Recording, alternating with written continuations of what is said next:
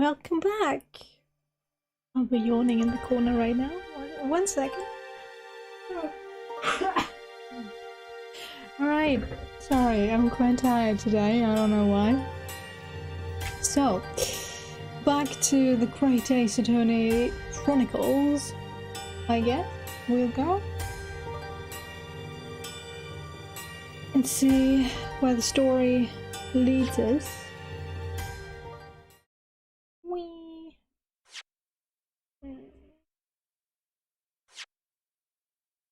Okay.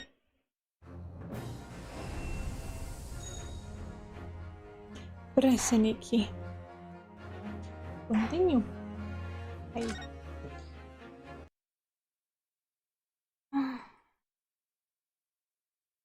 So, last time, where did we leave off?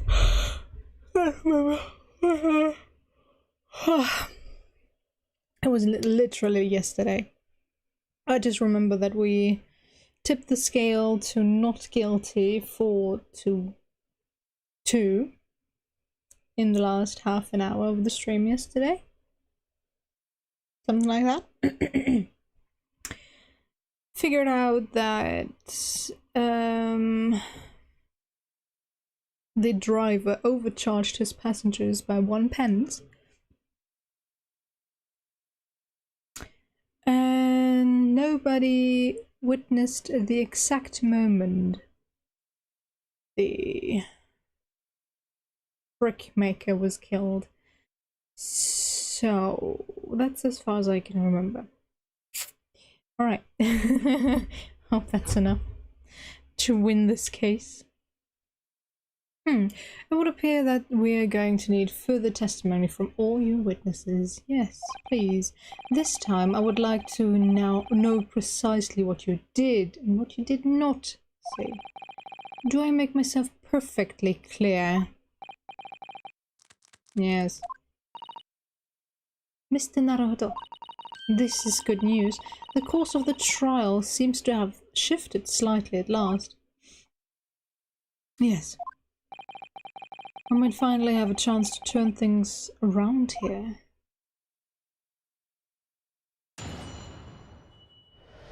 Witness testimony, what the witnesses really saw. There was blood on both hands of the assailant. I sincerely and distinctly remember that. However, I suppose you might say that I didn't see the exact moment the stabbing transpired, if that matters. I remember seeing the knife, and I remember seeing both of the attacker's hands with blood on them. I didn't actually see anything myself.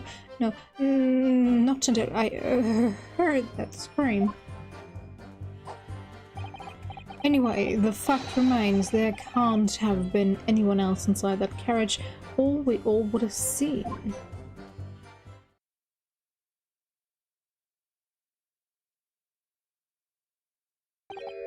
Well, lo and behold, in truth of fact, not one of you was witness to the crucial moment the crime was perpetrated.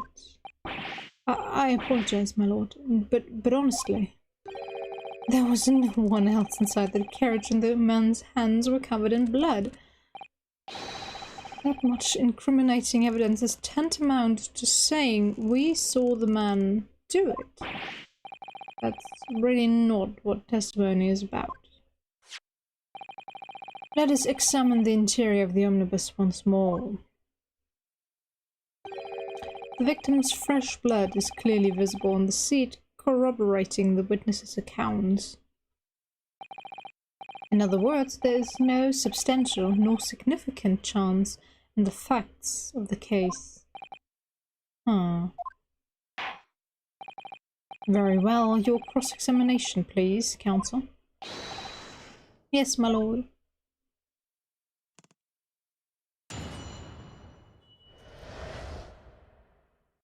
What the witnesses really saw. There was blood on both hands of the assailants. I sincerely and distinctly remember that. Hold it!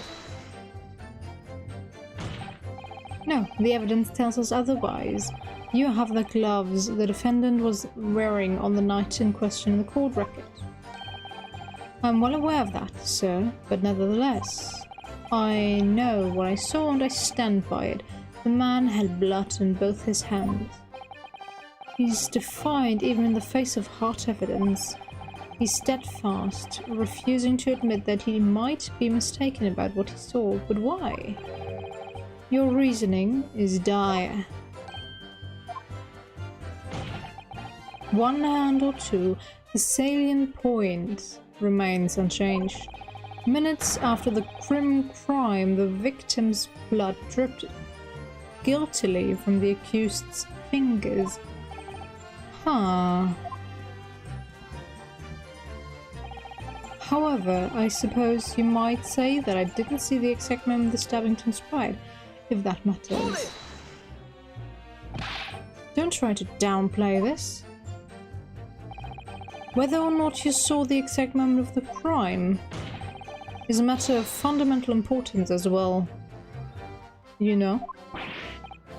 But for crying out loud, we all know that no one else could possibly have done it. I was just trying to save us all some time. You have a loan of 20 guineas outstanding with the defendant, do you not? Had you hoped to release yourself from that financial burden by ensuring the defendant was found guilty? Well, that's not entirely what I was hoping for. I just lost a little guinea or 10 when I backed the wrong horse in the derby, that's all. I was going to win it all back. There's a fixture this weekend that's a sure thing. A little guinea or 10? I'm a banker. No one bets on I ever borrow a little spending money for the weekend. I think you may have revealed rather more about your character than you bargained for, sir. This witness's scruples are not on trial here. Proceed to the next witness. Is that really how it's supposed to work? I remember seeing the knife, and I remember seeing both of the attacker's hands with blood on them. You definitely saw that too. Blood on both hands? Yes, sir. I mean, I know what you're going to say. Only one of Mr. McGill's gloves has any signs of blood on it. That's right. The thing is, as far as I remember, sir, when I looked down and saw Mr. McGill sitting beside the other fellow, I don't believe he was wearing any gloves, sir. He wasn't wearing these gloves? That's correct, sir, and I saw the blood on both his bare hands quite clearly. It's true that a dark coloured stain on the dark leather gloves wouldn't have been easy to see. I should point out that the police officer who apprehended the accused on the night in question reported that there was no trace of blood on Mr. McGilder's gloved hands. There wasn't blood on his hands. Ah, this is puzzling indeed. This must be significant somehow, I'm sure of it. I didn't actually see anything, no, not until I heard the scream. You didn't see anything? Oh, yes, sir, that is to say, sir, no, sir, I didn't. Very sorry about that, I said before, sir, very sorry, yes. It was very wrong of me to make up stories and say I saw him step the man. Wouldn't you agree, sir? I know what you're insinuating, but I clearly wasn't making up stories. Still, to say you saw something, nothing isn't right either, is it? No, sir. Nothing at all. Mr. Beppo, you were driving your horses. At the very least, you must have enjoyed a good view of London streets, no?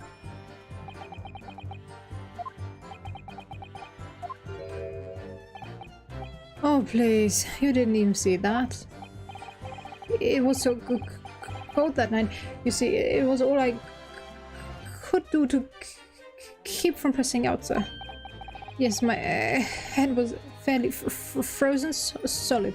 Sorry to say, sir.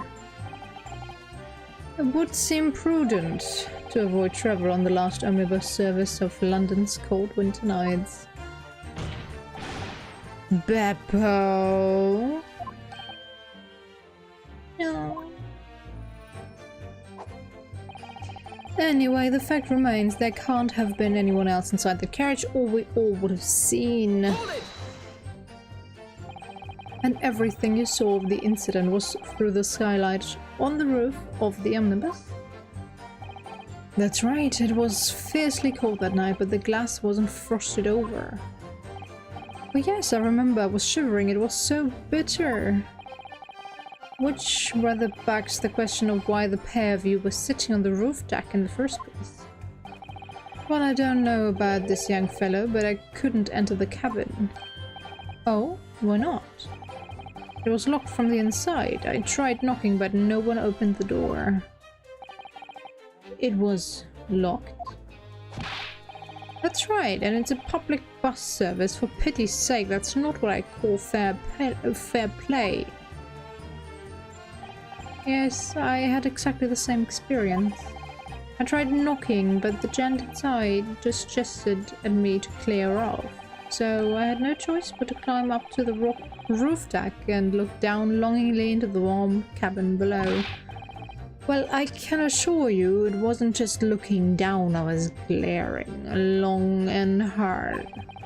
And that's precisely why I can tell you with absolute confidence that if there was anyone else at all in that cabin, I would have noticed. Unequivocal, I would say. I'm not sure about those two witnesses. Could they really have seen everything inside the cabin through the skylight? They might not have been able to. Allow me to confirm one thing, Mr. Fairplay. You were riding this omnibus and witnessed the events in the cabin through the skylight and the floor of the upper deck, is that right? That's right, yes. In that case, there's a portion of the cabin interior that would have been out of sight from you. What? By golly, really? Obviously, at this stage we can't say for sure. But the possibility cannot be denied that at the time of the incident there could have been another passenger in the enclosed cabin of the omnibus. Objection! Enough hypothetical meandering, my Nipponese friend. The prosecution demands that you substantiate your claims. After all, the scene of the crime is here, in flesh. Very well, I will uphold the prosecution's demand. You will identify the area on this cross-section plan of the omnibus. Where exactly in the omnibus are you suggesting that this potential extra passenger could have been situated? They're sitting here, looking down. You can basically say... Whoop, let me wash my mouse for this. This is the angle they can see. Now, they can also offer the faces on top. Hi Erica, how you doing? So they can see pretty much straight down, but still this area is about not seeable, so pretty much in this area. Yeah. Should I go for the lower or higher? How accurate do they want this to be?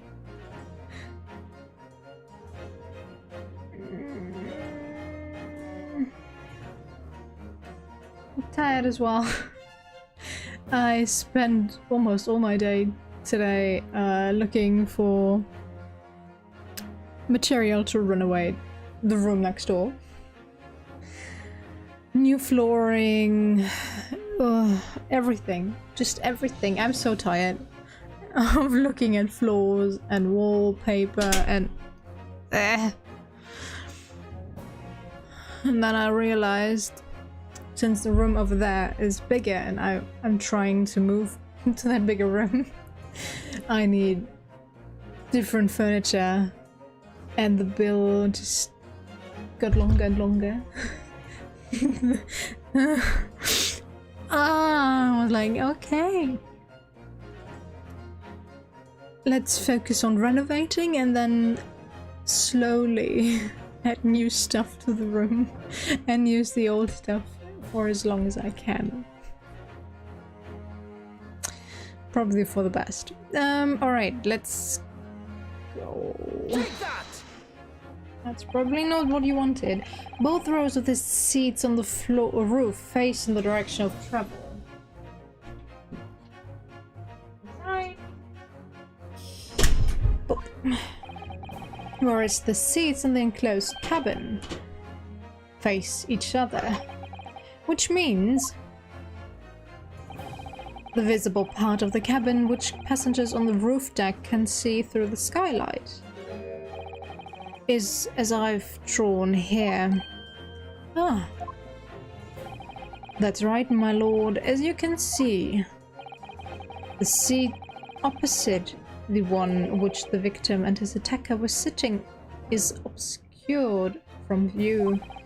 In other words, if someone had been sitting on that seat,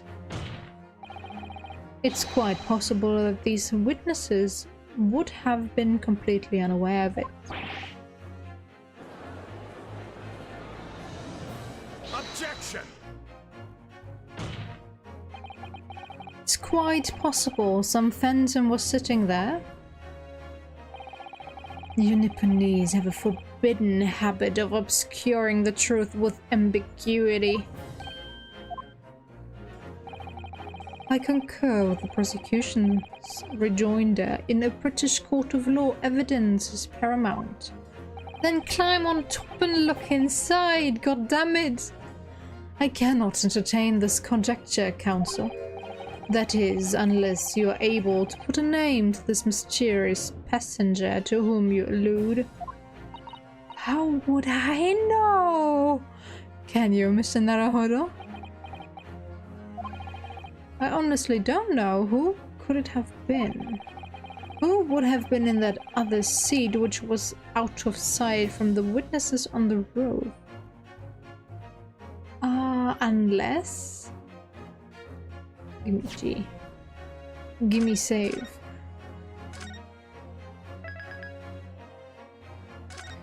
Unless you want me to point out that that's... I understand, my lord. The defense would like to put forward a name. You are a fool. That response was a desperate attempt by a man who has no notion of his own limitations. A toast to hard lessons not yet learned. Let us not delay, counsel. The defense is still to name the passenger in the other seat.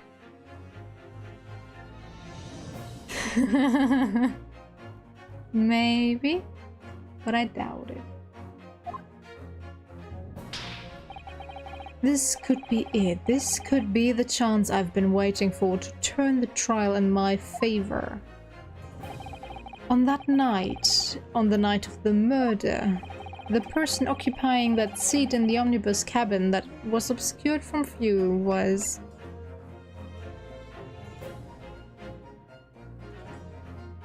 him. Take that! The passenger in the enclosed cabin that the witnesses on the roof deck failed to see has to have been Mr. Magnus McGilded. Mr. McGilded. What are you talking about, counsel? That's the name of the defendant. Objection! Poor wine. If I desecrate this chamber by smashing my hello chalice, do forgive the discourtesy. Maybe don't do it then? Lord Van Six. People talk of those tiny island nations in the Far East as having a learning and culture of their own, but I see they use the terms ill-advisedly. What are you trying to say? Sure. Let me explain in terms that even a student of an artless backwater such as yourself might understand. When the bloody scene unfolded, the victim and his assailant were sitting side by side. Multiple witnesses have attested to the fact. It's the very premise on which this case is built. Objection! Nixon! Stay outside. But that premise may be wrong. What?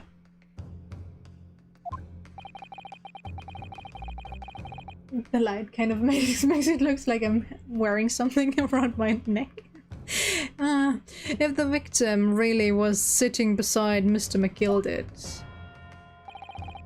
it creates an inconsistency that can't be reconciled in any way. Whoops.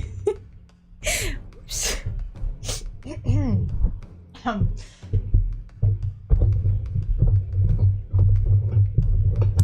Let me fix that real quick.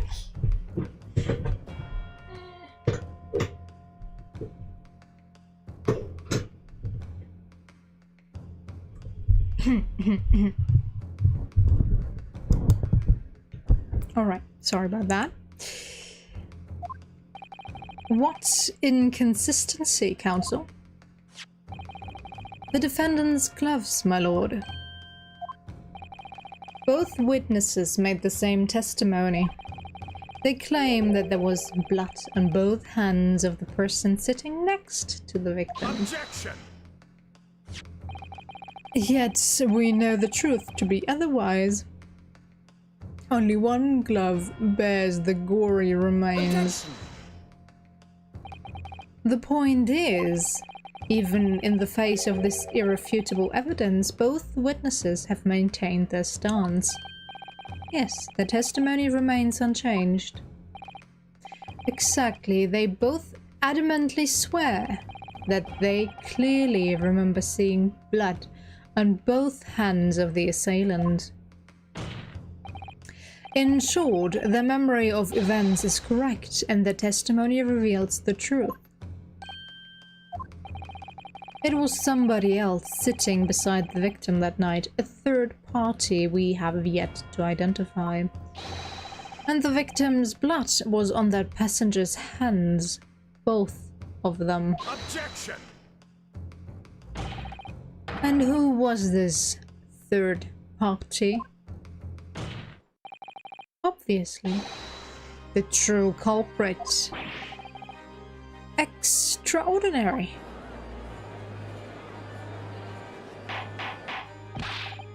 Order. What exactly are you postulating? Objection! The defense's postulation is just that, nothing more than conjecture. The witnesses have clearly stated that they saw the accused.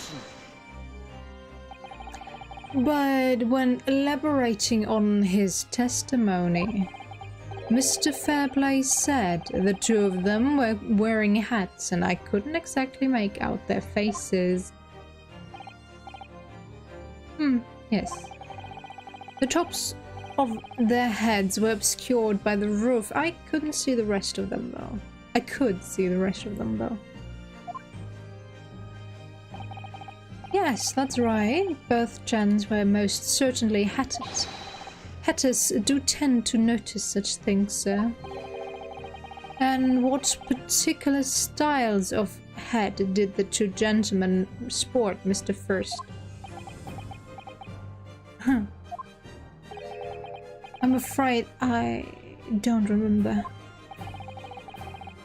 And you call yourself a hatter? The style of hat makes no difference. There was no third party in that cabin. How can you be so sure? Because if there had been, the accused, Mr. McGilded, would undoubtedly have offered to depose the fact. Unless, that is, you are proposing an even more preposterous explanation. That the accused failed even to notice the presence of the true culprit in the very cabin in which he traveled. Well, according to his own testimony, he was asleep. And nobody ever said that when he entered the cabin. No, I'm not gonna look at your messages. He's right. If there was another person traveling in the enclosed cabin of the omnibus, it's inconceivable that Mr. McGilded would have been unaware of it. Order. There is clearly a simple solution to this problem. I need this voice line from the British House of Lords order guy. And every time this dude says order, I just press the button and it's like, order! There's clearly a simple solution to this problem. Bring the accused, Mr. McGilded, to the stand. Well, what say you, counsel? The prosecution objects, my lord. On what grounds?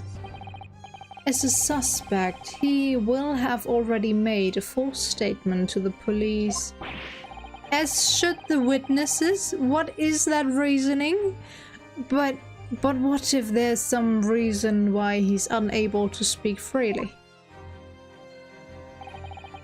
Magnus McGilded is no uneducated ruffian. If it indeed turns out the man has been withholding information, you can be sure it will have been a most deliberate act. Counsel for the defense, what is your opinion? My lord, should we ask Mr. McGilded to testify or not? Well, it's pretty much only option. I'm gonna save spam like no tomorrow. Today, I guess. Go away. Demand his testimony. Yes, we need to hear what he has to say in order to find out the truth. The defense would like to call Mr. McGilded to the stand. In that case, I would like to hear the opinion of the jury. Yes, I need a little time to consider this. If you ask me, I would be I think we should hear what Mr. McGilded has to say. Get the man out here, I say. It would be utterly illogical not to hear his testimony. When something needs doing, get it done. That's how I run things at the guild. Hearing what the patrons of my favorite little park has to say? Oh yes, that would be lovely. Yes, the jury says the man must be heard. Okay, you can't think for yourself? I get it, man. Been there, done that. Very well, the court will hear the defendant's testimony. Bailiff, show the defendant to the stand at once.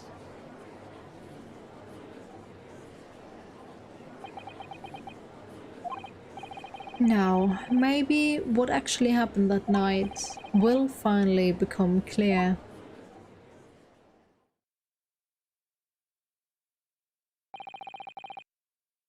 Let proceedings be resumed. For some reason, either it's gonna be dragged out as all hell, or this case is shorter than the last two.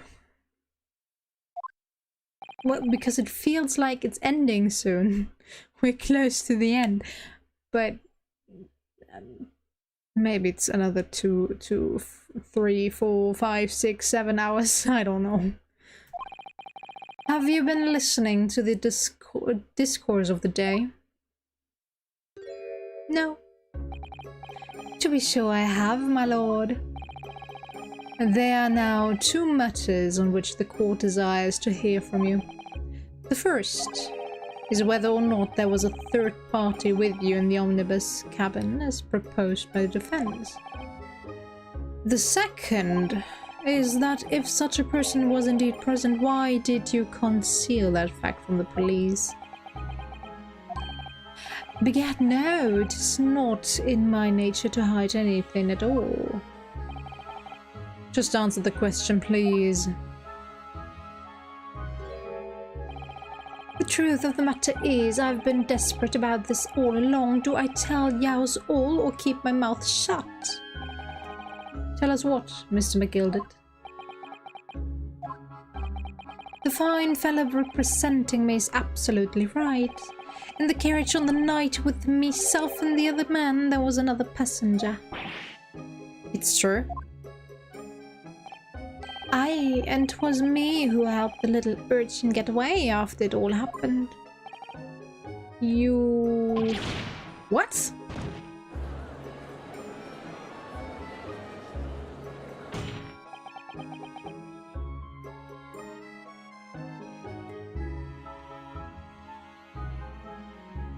Can we go with the guilty verdict, please?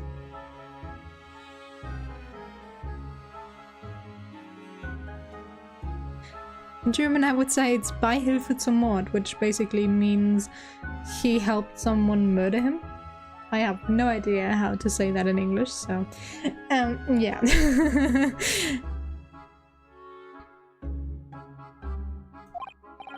No, Magnus McGilded, that convenient excuse can't save you now. I'm truly sorry, so I am, Lord Van Zix. I'm sure you'll be wanting to know why I said nothing when I wasn't taken in by the police. I do be having a very good reason, I assure you. Which was? Well, the little child was just in the wrong place at the wrong time and not in any way involved, you see. What? It was the police. If the police had known the wee one was there, they'd have assumed she'd done it. They'd have hauled her into this here courtroom just like myself. I was only trying to spare her that. Young hearts and young minds are easily damaged, my lord. Ha. And who was this young child of whom you speak? That I don't know. You don't know? Well, the wee thing just happened to be in the carriage that night. I never saw her before or since. Objection! We have absolutely no reason to believe this man. Sure. The prosecution calls for the witnesses' statements to be disregarded by the court.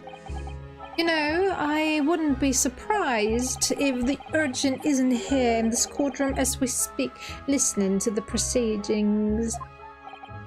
What? Ah, smoke. Fire, there's a fire. Look, someone's trying to get away. It's no use. I can't see anything. What is going on? Careful, Mr. Naruto. Cover your face. Bailiff, don't let the accused escape. Secure the omnibus. I hereby call an emergency recess. Bailiff, ensure the defendant is in custody and clear the courtroom.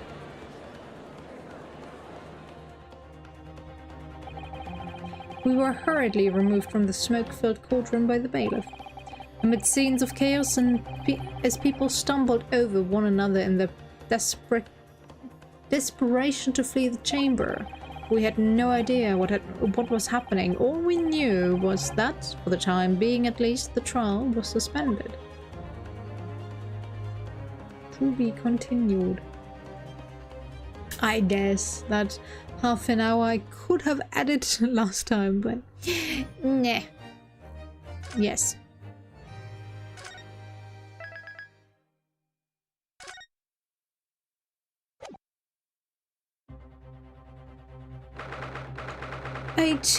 February 12:52 p.m. The Old Bailey, defendant's antechamber.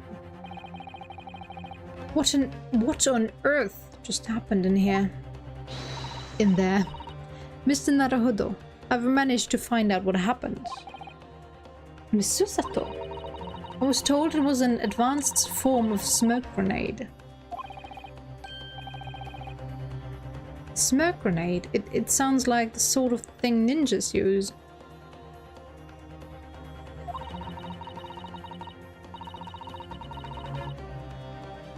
They're just making sure everything is safe now. I think the trial will start again soon, before long.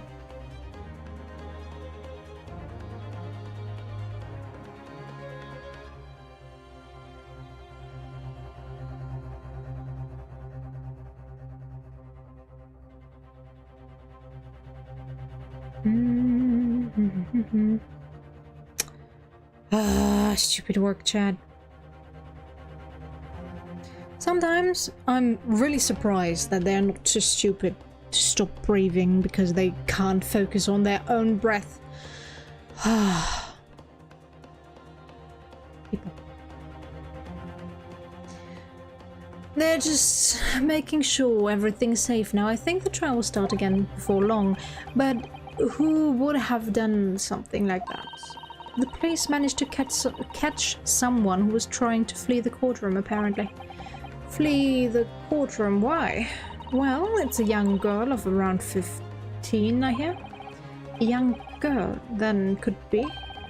The other passenger that Mr. McGilded was just talking about. My thoughts exactly. So he wasn't lying. Oh, what's become of Mr. McGilded, actually? There are so many things I need to ask him about, but he's not here. I think he was summoned to the prosecutor's antechamber to answer questions. He is my defendant. What is he doing with the prosecution without his lawyer? What is the... what is this? What is it? Without being... someone that studied the law, but this is ridiculous. How is this considered state-of-the-art?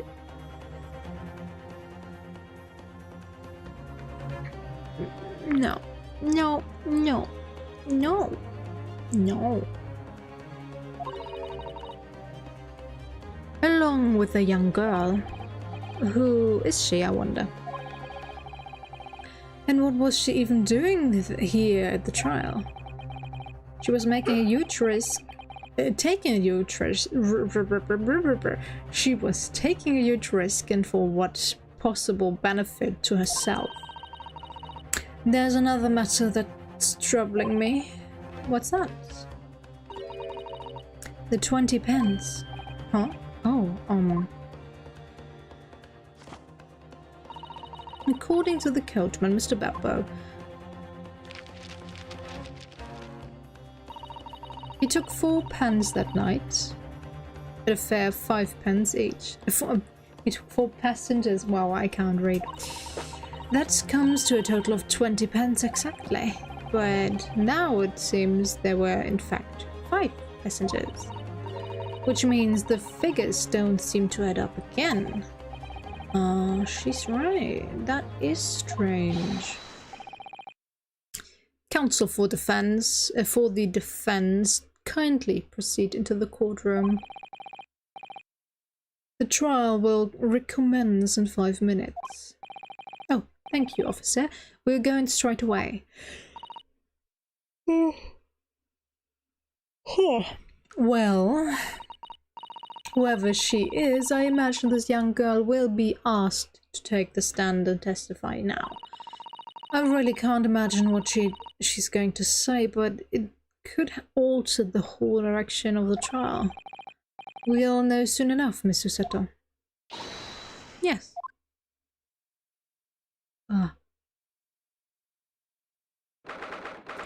18th of February, 1 p.m. The Old Bailey courtroom.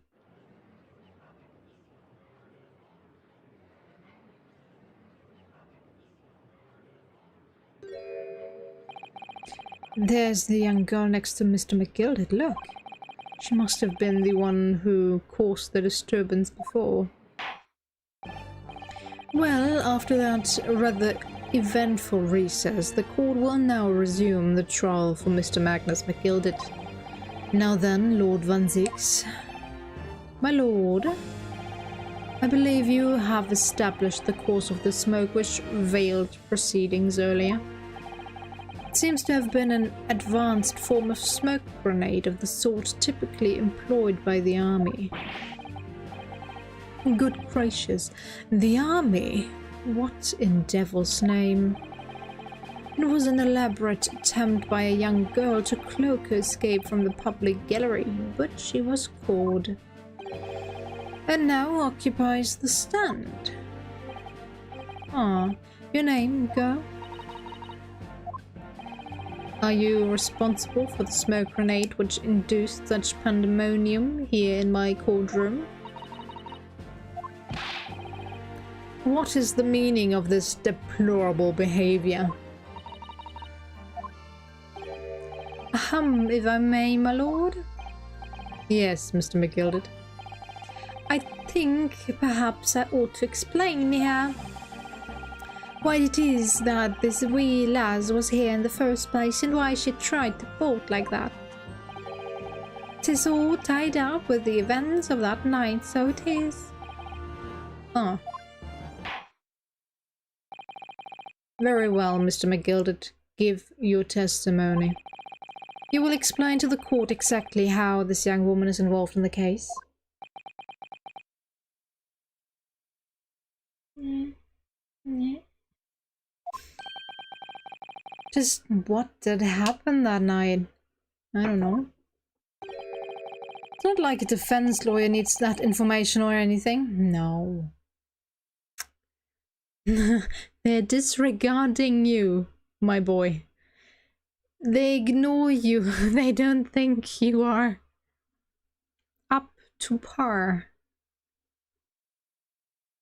That's why you get nothing. You get scraps, I guess. This is so irritating.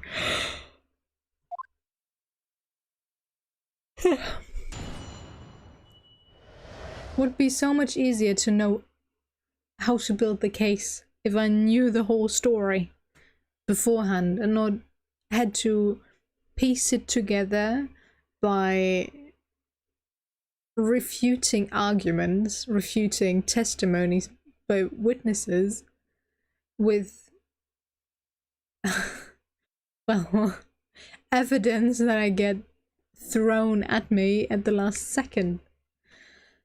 The young girl. Okay. On the night in question, I took the back seat in the omnibus and promptly nodded off. Then, begorra, a loud thud and a wee scream woke me up with a fair start. There was a fella collapsed on the floor at my feet, so I set him up on the seat across from me. And I turned to find out where the scream had come from, and bless my soul, what did I find? There was a child in there, all curled up in a ball, hiding her wee self away.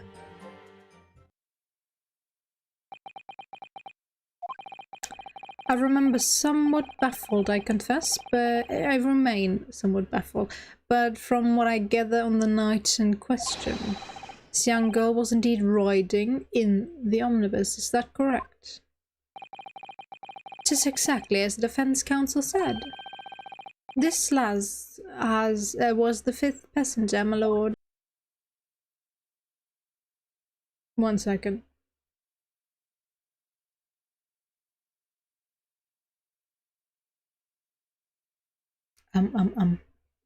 Erica, you're still there? Is this still live?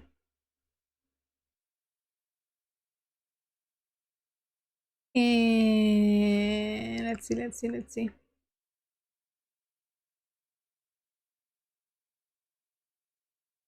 Okay. Oh. Phew. Apparently it is. Apparently it was disconnected for a second there.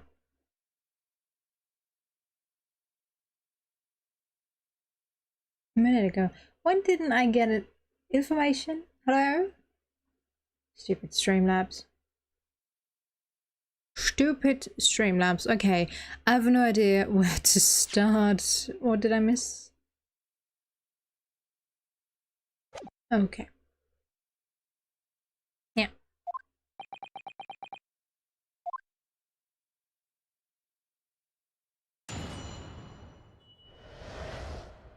The young girl. On the night in question, I took the back seat in the omnibus and promptly nodded off. Hold it! And when you first got onto the omnibus, were there any other passengers already on board? There was not. The cabin was empty and there was no one on the roof deck either. You were the first passenger, as it were, I see. Aye, and that's why I took the back side as I did. 'Tis the most comfortable, so it is. Could you explain exactly what you mean by the back seat? By all means, 'tis how you exactly described it earlier. I'm talking about the seat opposite, the one in which the poor gentleman who was stopped was sitting. Like I said, 'tis the most comfortable and where I feel most at ease.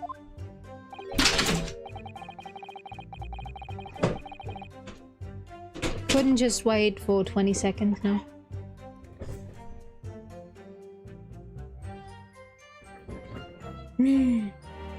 And of course, I enjoyed gazing through the skylight from time to time as well.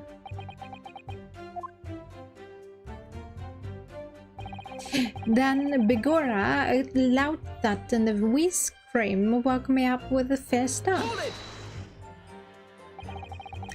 A loud thud, you say, and a scream.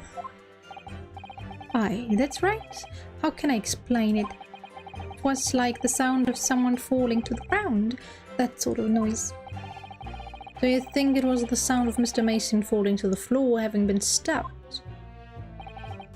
Well, now you'll remember I was asleep at the time, so I wouldn't like to say. And when the sound woke me up and I opened my eyes, there wasn't a soul to be seen in the carriage but the fellow on the floor. Ah, you didn't see anyone, but at the same time you did hear a scream. Ah, from the seat above you on the roof deck, I presume? Not above me, no, my lord. It was from inside the cabin. But I wasn't altogether thinking about the scream. No, I was too stunned by the desperate sight before me. Eyes.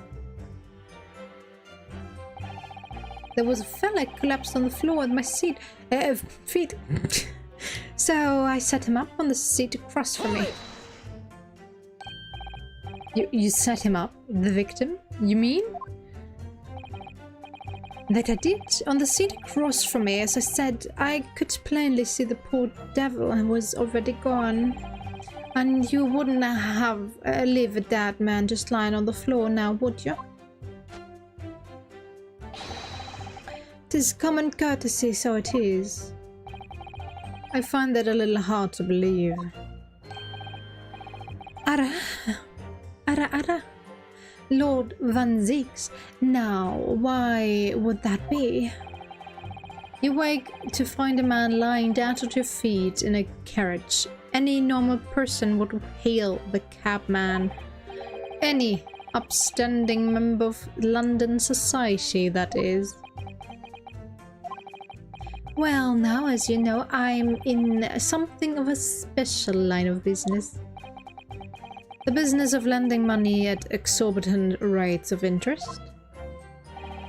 Unfortunately, my lord, not everyone is thankful for the help I offer them, and some would even see me dead.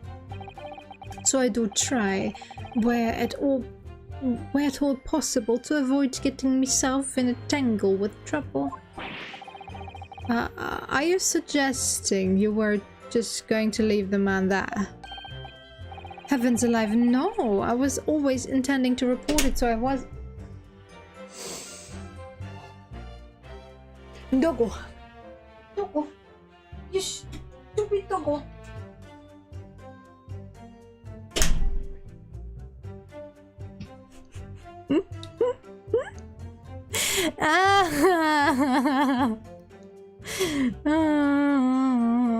Anyhow.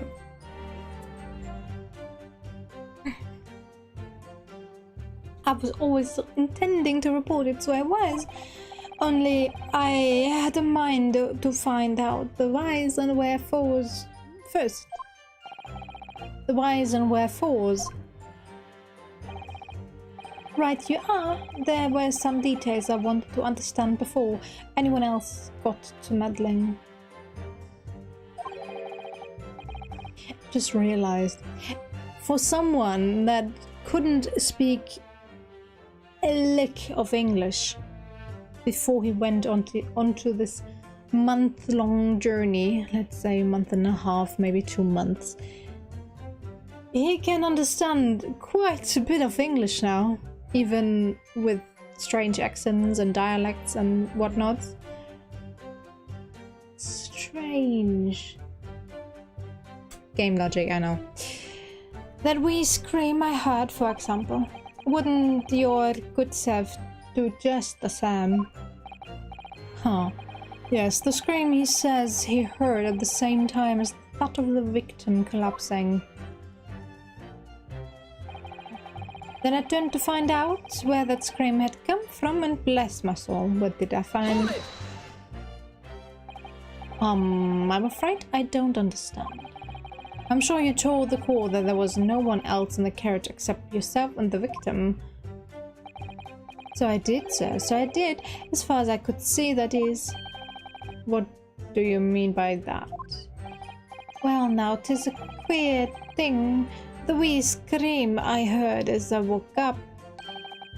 It came from, if you'll excuse the vulgar expression, under me backside. Good gracious. Under your backside?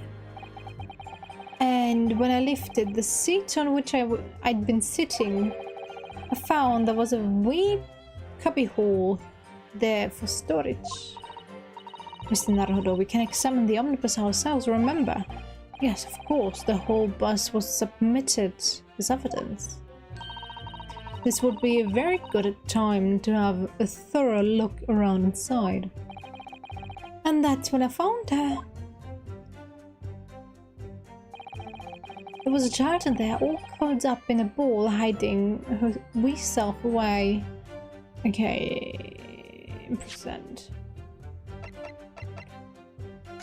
Examine. Well, let's open the door and go inside, shall we? See the murder, it's horrible. Horrible. I just realized there's blood on the floor as well. That's blood, isn't it? Is something wrong? Oh, it's just, well, this blood stain is so obvious, that's all. And yet Van Zieks has made no mention of it. I suppose that does seem a little strange. That wasn't here before, was it? That has been added, hasn't it? I'm sure we would have noticed before. Why do I have such a bad feeling about this? It's fresh, while this is a bit dried up. This seed has a handle, it seems.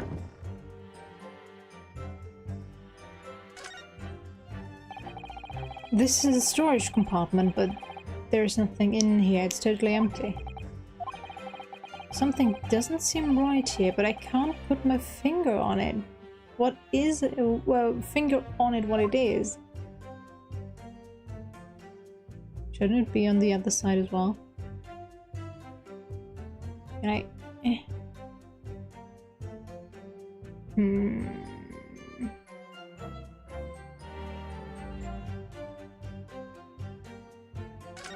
It's probably just gonna repeat it.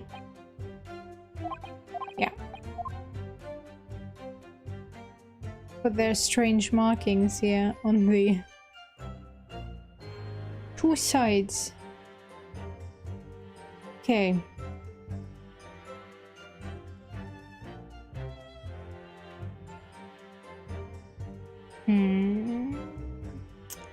Anything else? No. Yeah, that presenting that won't get us anywhere. But did anything else change?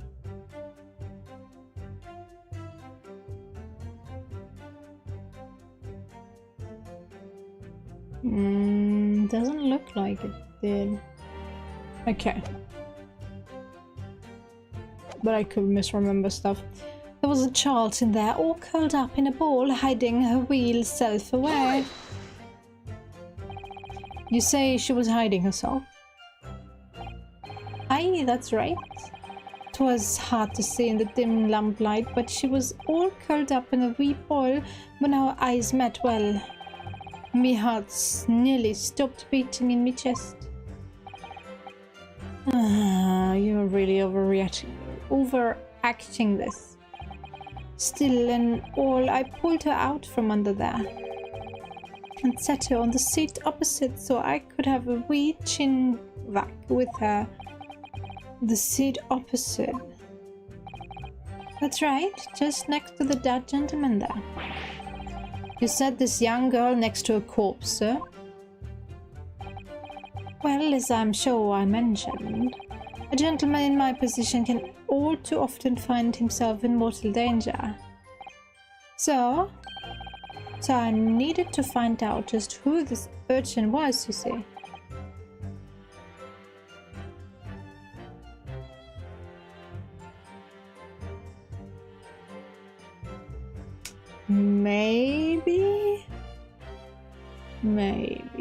Maybe he's just good with languages. I don't know. But he's not subpar. And anything else, he's actually kind of good if he would believe in himself more. I believe he would be able to figure stuff out faster and not get stuck on stupid things. But then again, this game is built on repetition and remembering stuff that you've seen before, so it's hard to judge a game character, especially if you are the one controlling them in a way by their actions and their abilities. After all, you're the one leading them to the right conclusion, especially in these cases. And would you not be there, would they be able to solve the case? We don't know. That's true. He could use them better.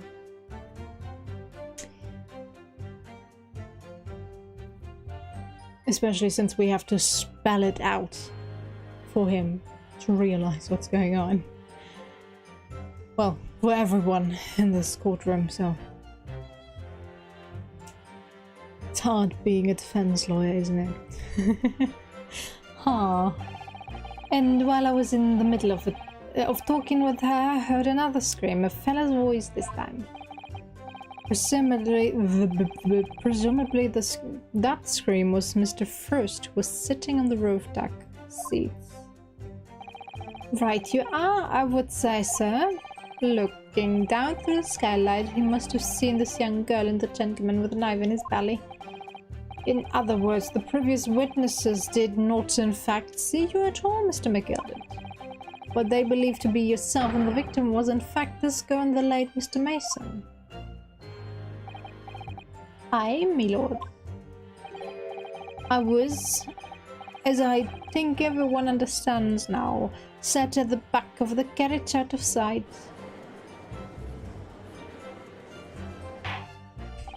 That is obvious. I mix them up all the time, don't worry. I know what you mean. It is certainly plausible. The defendant is somewhat diminutive in stature and readily confused, perhaps, with this young girl. The shoulder width does not add up, but okay. With the scream from the gentleman over us, the driver realized Dumpen was wrong and pulled up the horses. Thank you, I've heard enough. The events as explained are clear in my mind. However, at least one conundrum remains. Who is the girl? Her name is Gina Lestrade, my lord. Okay. She's a cancer. Earns her crust among large crowds, relieving people of their purses.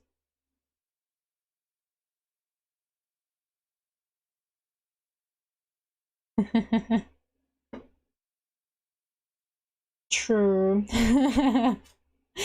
Don't worry. As I said, I keep mixing them up as well. But then again, English is my second language, so I can blame it on me not speaking English very well.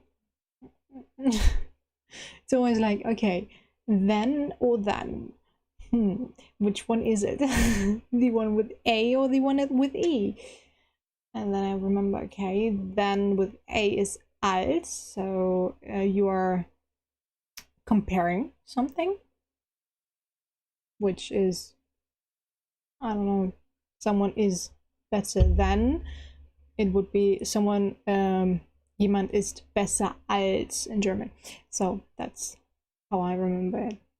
At least I try to. Yay for excuses. Excuses are the best. They're my best friend. Excuses. Especially when it comes to studying. Studying does not work. Although I do try to at least read a paragraph a day. And try to get back into the mood for studying. Which does not really happen. But I try to. What's commonly called the pickpocket? What? This girl here, a petty thief? No. Order. Is this truth, Miss Lestrade?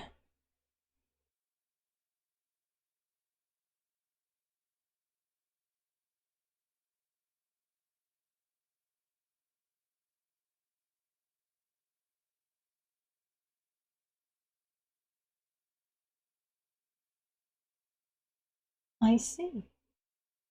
Never heard that rule. Is this true, Miss Lestrade?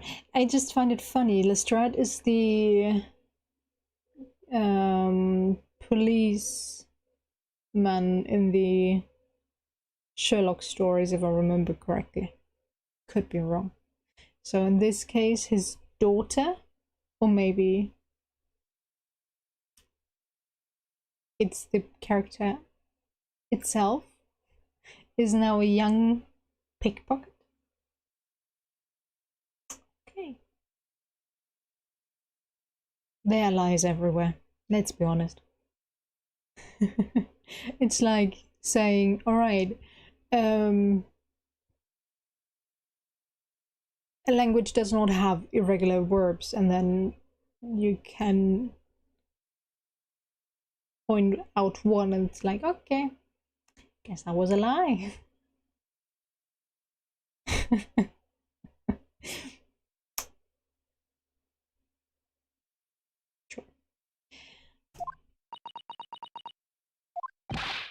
Miss Lestrade, you will answer the question. How dare you? What is the meaning of this? She's a magician as well? The girl, she's gone. Open your eyes. I'm over here. Good gracious. Good gracious, how? What was the point in that little side stump? I know what you look at thinking. Grown-ups are all the same. This dirty little dipper, you'll say, slipped up and got caught on the job. She got herself backed in a corner, so she knifed the gent. Go on. That's what's in your it's ain't it? I have no idea to pinpoint that accent. No, not at all. This is a court of law. We're determined to find out the truth. Look, knives are not for cowards. Only thugs use weapons like that. All I need for what I do is these fingers. That's why you have a smoke gun. Or whatever it is. Sure. I'm a professional, alright? Maybe not in your eyes, but I got pride in what I do. Let me guess, you don't count smoke guns among weapons for thugs? Oh, this? Yeah, this is what this was in a bag I lifted the other day. Down where they keep the four-wheeled drags. It's nice, isn't it? I like the pink best. Do not wave that thing in my direction again. So, you admit that you were riding the omnibus on the night in question?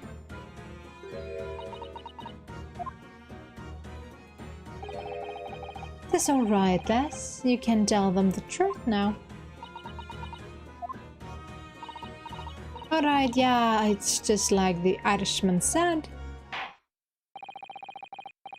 The court accepts this girl, Miss Gina Lestrade, as a valid and significant witness in this case. Accordingly, young lady, we will now hear your testimony, if you please.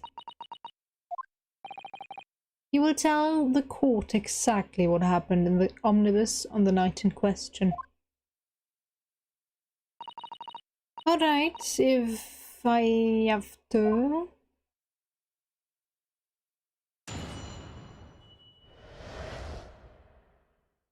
What the girl saw.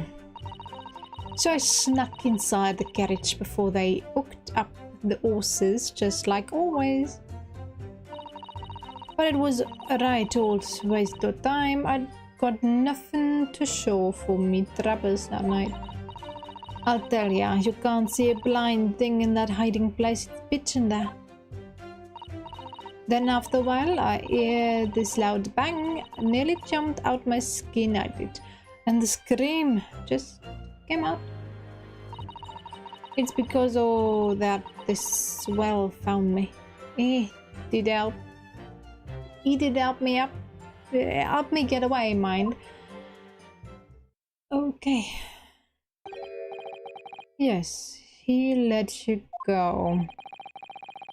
I fail to understand why you would let the street urchin go, Mr. McGilded. Oh, it is simplicity itself, my lord.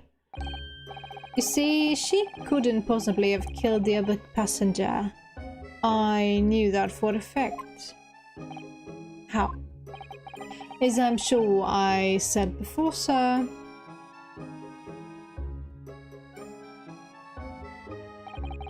I was sitting right on top of the place where she was hiding herself. I think a demonstration is called for. We found that already. This is where I was sat that night, and the cubbyhole of which you have spoken is underneath the seat, I presume?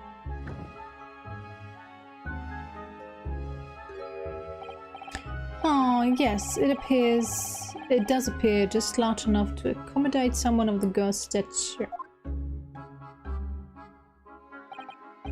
Aye, but of course, the wheelers was something. I was too quick.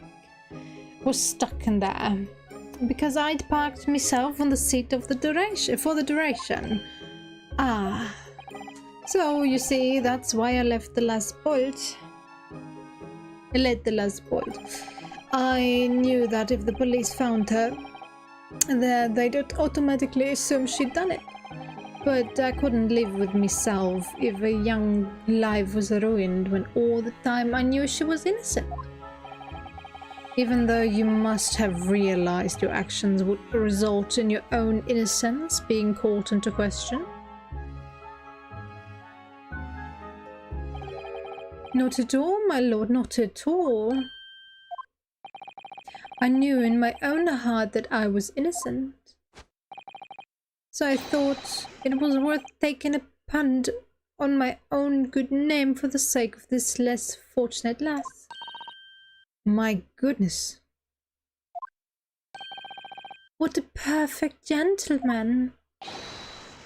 My lord, this fine example of a man cannot possibly be guilty of a heinous crime like this. Want to change it to not guilty, maybe? I am ashamed of myself for ever doubting you, sir.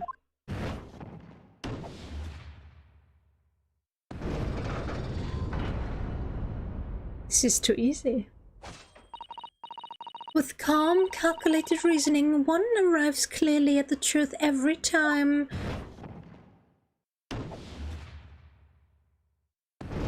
Does this mean this is over? This farce is over? Saints alive! All 6 members of the jury consensual in the leaning to a verdict of not guilty? Mr. Naruhodo, this... well, it must mean... must mean what?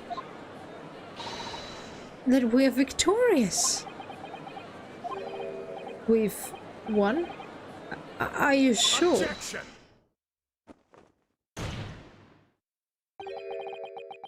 Put your feet off the table. If the sight of my iron-heeled Wellington offends, pray do forgive the discourtesy.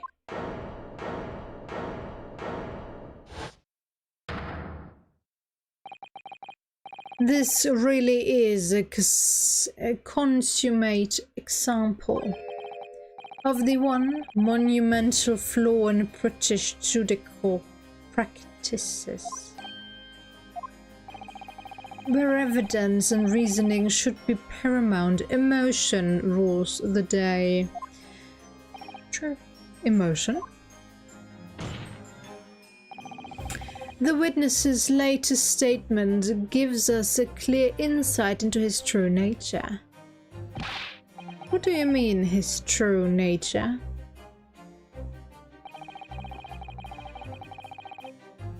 Do you really think Scotland Yard would have made such a glaring omission? After the incident, the omnibus was comprehensively searched by officers of police. Obviously, the interior of this cubbyhole, as the witness put it, was included in the investigation. The compartment under the posterior seat was full of the coachman's belongings. It's noted in black and white here in the police report.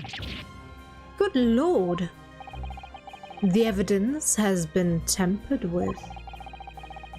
In order to corroborate Mr. McGilder's story, someone was unlawfully removed It has unlawfully removed everything from under the seat.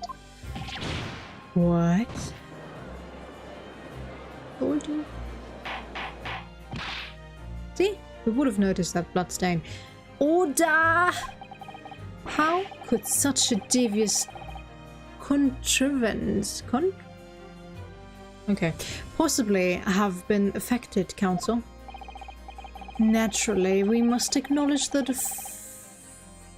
deficiencies of the constabulary in allowing this to have happened. However, I assure you, when the omnibus was wheeled into the courtroom this morning, the compartment under the sea was the compartment under the seat was not empty.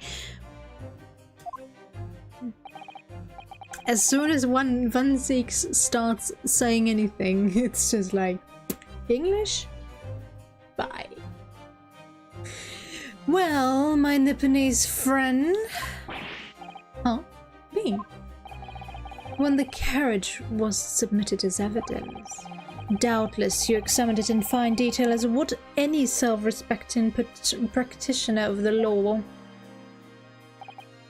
Pray, what did you find the condition of the underseat compartment to be? I did not look in the underseat compartment since I did not notice that it was there. Oh, to be sure, the young gentleman will be able to clear this up in a jiffy. Sorry? Go ahead, you tell the court now, fella. How this is all an elaborate excuse by the desperate Lord Van Zieks.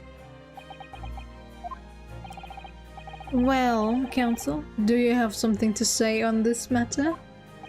I don't. How am I supposed to answer? What can I say about the state of that... I didn't look. I didn't look.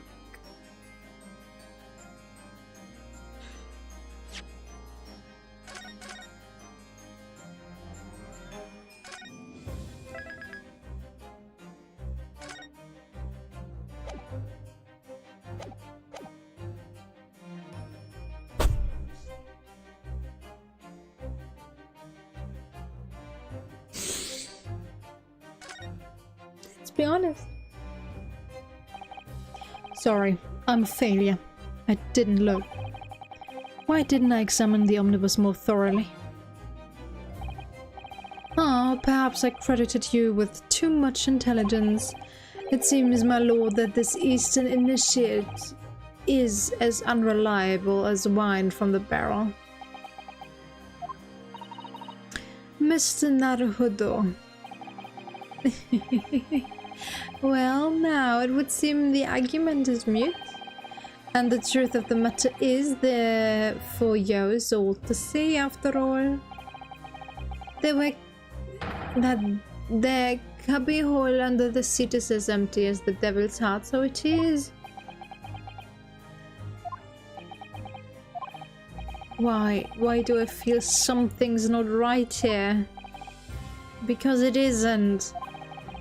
I should like the jury to weigh in on this matter, I think. That compartment is designed to house equipment used to maintain the smooth running of the carriage. The Guild's rules state that omnibuses should be properly and fully equipped at all times, so it certainly wouldn't have been emptier than on the night in question. Beppo isn't that irresponsible. The money-lending fleecer and the pickpurse are lying.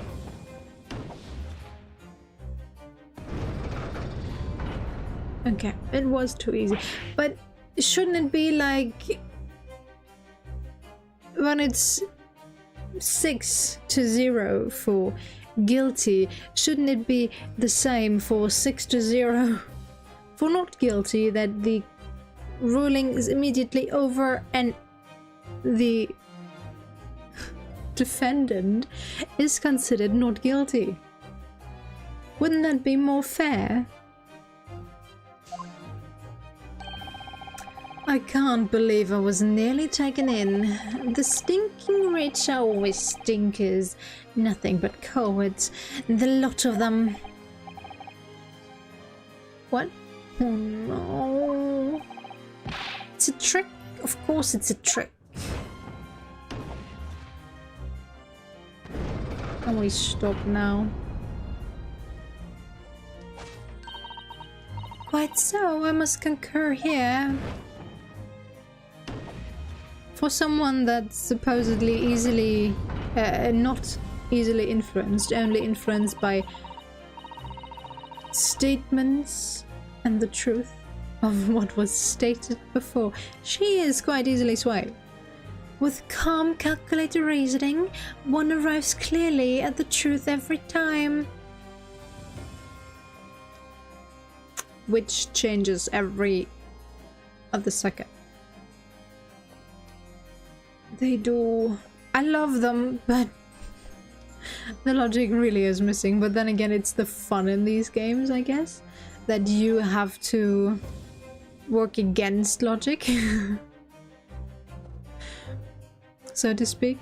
That you have to find your own logic and make it work. How you reach the conclusion, how you solve the case is quite logical, at least putting together the elements you have offered. But then again,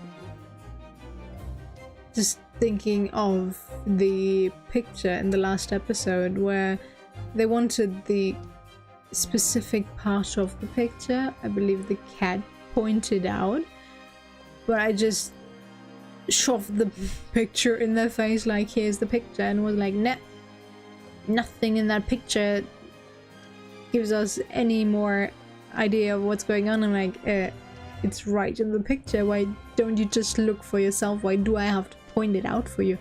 But then again, alright. Yes, but every time a different truth, it seems. Okay, rear nose game? Knows what's up.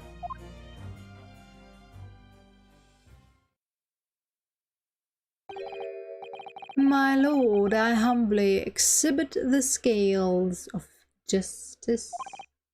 Clearly, a verdict of not guilty at this time would be wholly inappropriate. I wasn't allowed to speak and discourage them from the guilty verdict. And you're just there. Don't mind my foot on this table. I'm so sorry about that. Now, you're so easily swayed.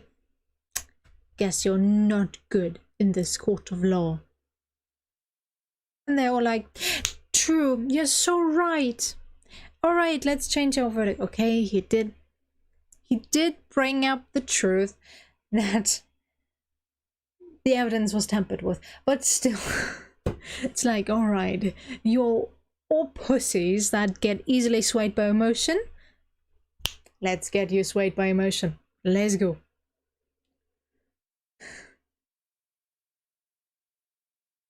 Yeah, it is. It's like, okay, you know, just shut your brain off. Don't think too hard, and you'll have a good time. As soon as you start pointing out those little details, it's like, yeah, they don't add up. Doesn't make a whole lot of sense, but we can deal with it.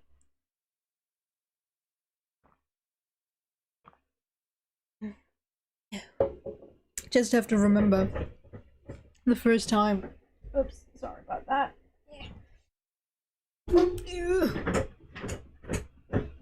There, okay. I need to sit on my foot.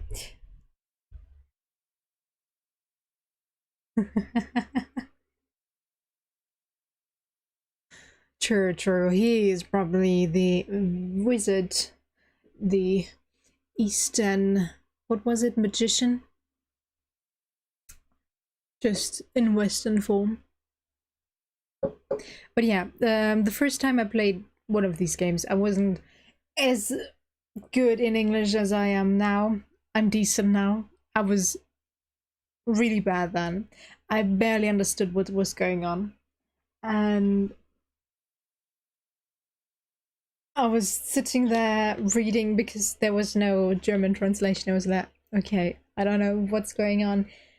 Just clicking through the dialogue, trying to figure out what was going on. And there was this warning, same with this, that if you press, it could influence the judges. Or something like that. And I was, okay, I can't press on anything. It will ruin everything if I do so. So I basically never pressed unless I knew that the statement was wrong. So it took ages for me to figure out cases, and most of the time I went through all 5 tries that you have just to go back and know what they are asking for. And since there's no skip button, it was so annoying. But then again, I learned English through playing games, watching videos, doing stuff in English. School did not teach me.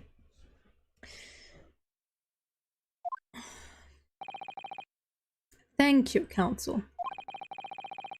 But before we proceed any further, there is the matter of the outstanding cross-examination.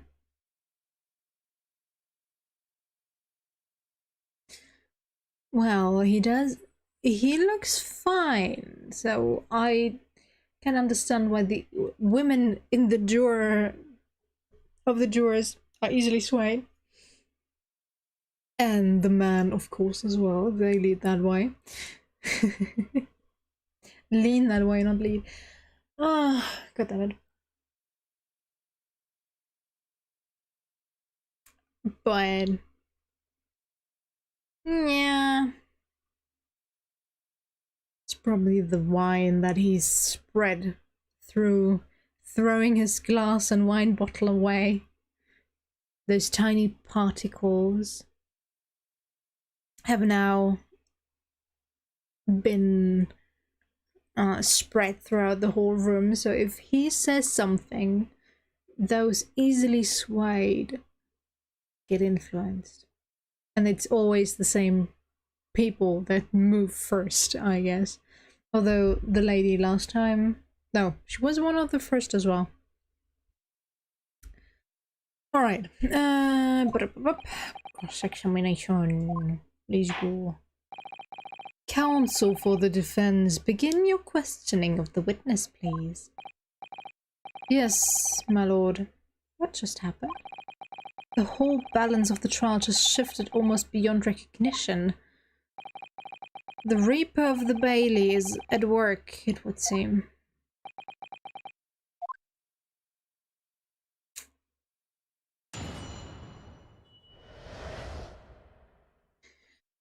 What the girl saw. So I snuck inside the carriage before they hooked up the horses, just like always. So you were already in the omnibus before it even set off on its run? Yeah, well, I mean, what's the point of spending a joy to make a few bob? Eh? That's a rum idea, ain't it? I suppose she means there's no point spending money to make money. It actually makes sense. Counsel, may I remind you that this girl is a petty thief? Kindly refrain from entertaining her tenants. Well, that does clear up the little mystery of the fares and all. 4 paying passengers at 5p apiece, making the 20 to which the cabman testified. And 1 little scapegoat riding for free. The red conch of a driver is always goes for some grab before it's... Wow, it's hard to read her stuff. Ow.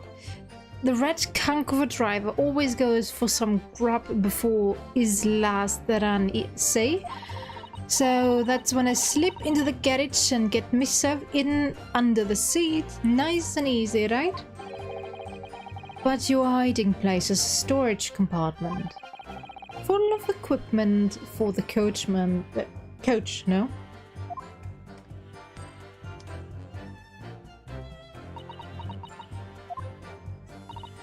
Yeah, there's brushes and buckets and whatnots in there. Sure, I always chuck all that out and cram it in a corner somewhere. Wouldn't someone else notice though?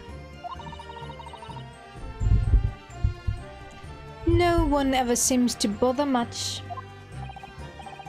And yet, according to the report filed by the police officer who first arrived at the scene, the compartment was full of such paraphernalia. Well, I don't know nothing about that.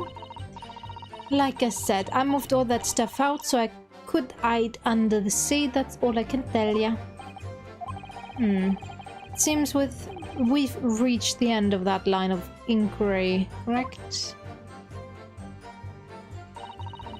But it was a right old waste of time. I got nothing to show for me troubles that time. A waste of time? Why is that? Well, most nights I'm on my own in the god permit. At least some of the time. I beg your pardon, did you say god permit?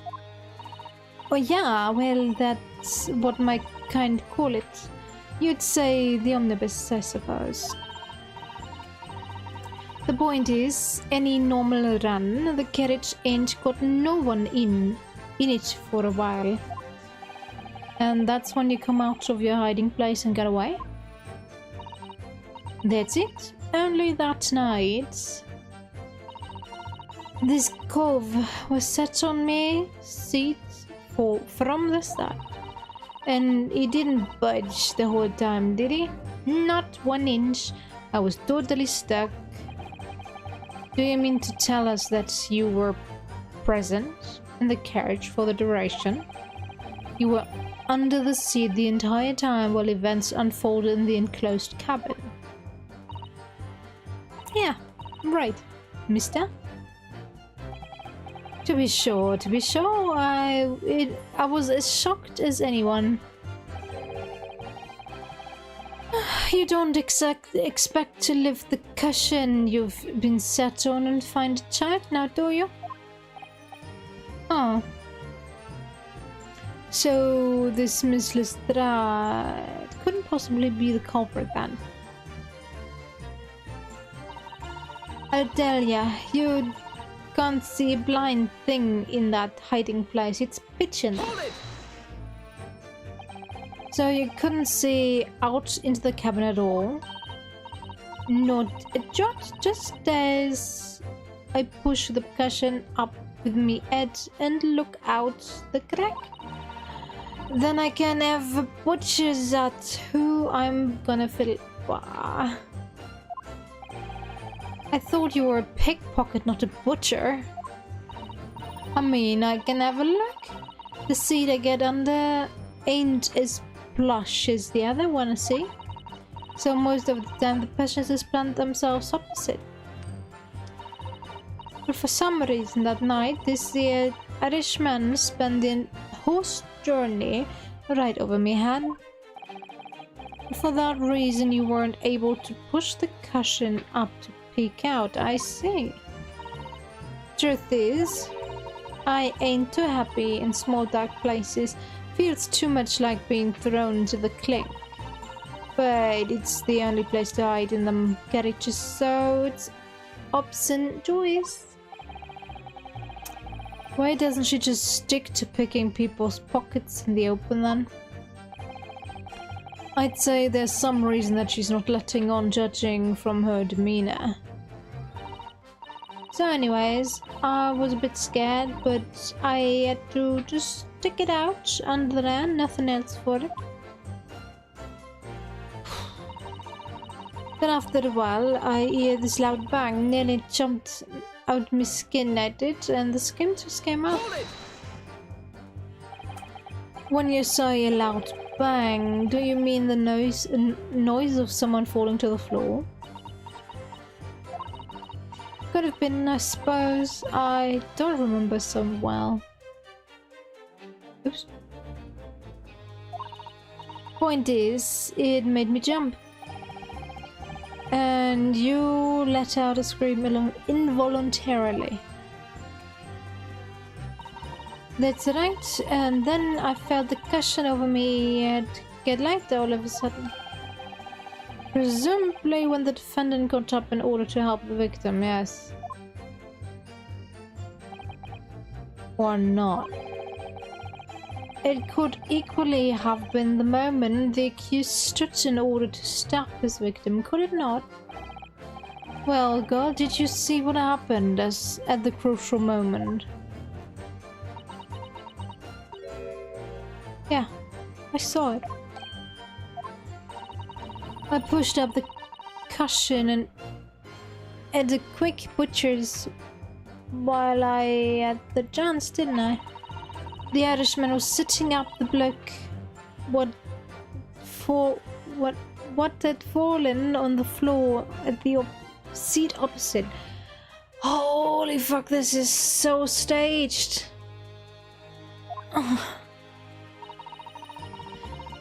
That matches Mr. McGilder's accounts, of course.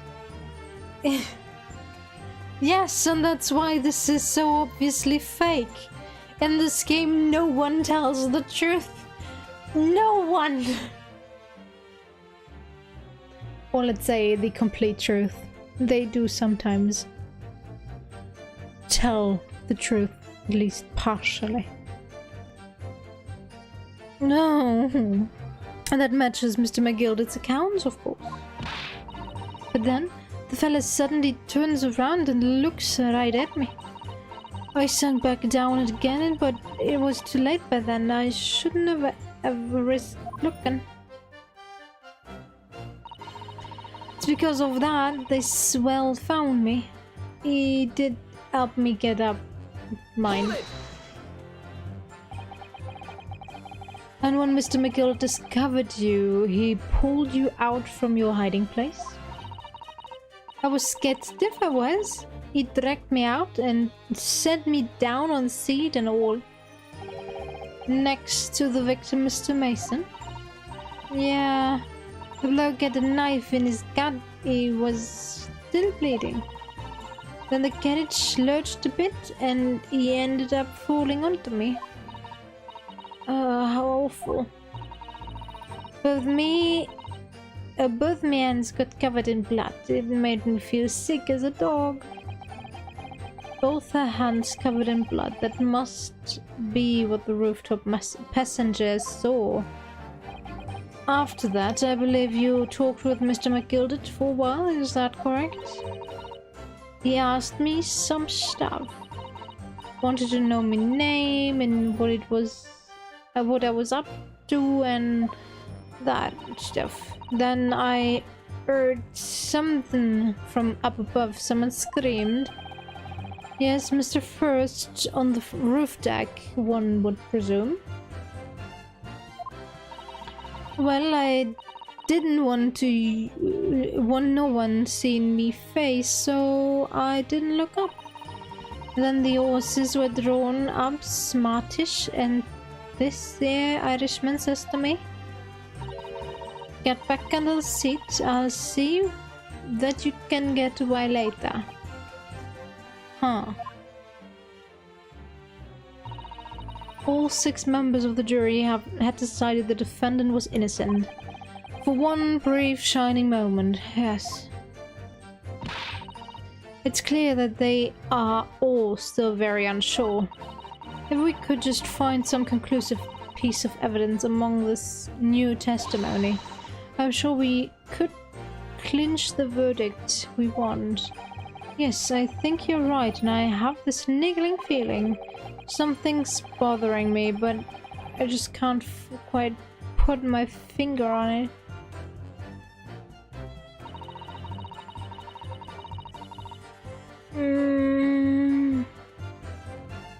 What do we have?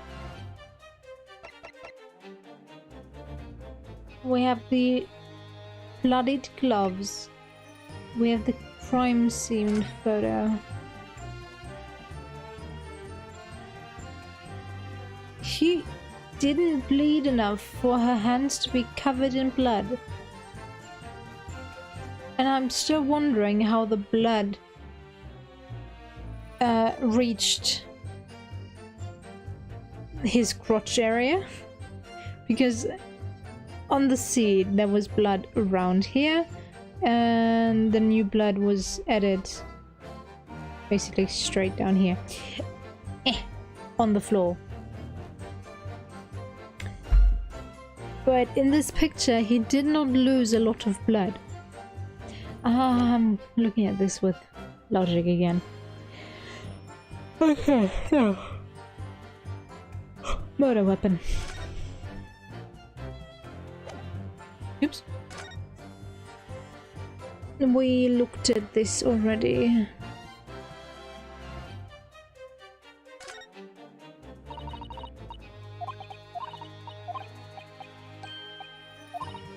Come on.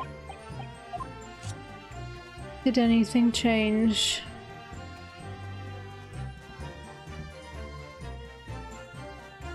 No. Okay.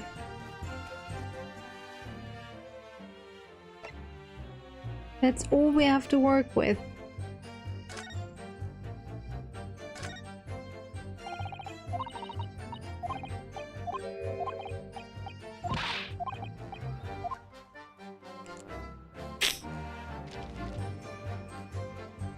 There really isn't a whole lot. I doubt that there was something else on this page. Scrammed gentleman's name, probably not all. Swell off, blah blah. Yeah, okay.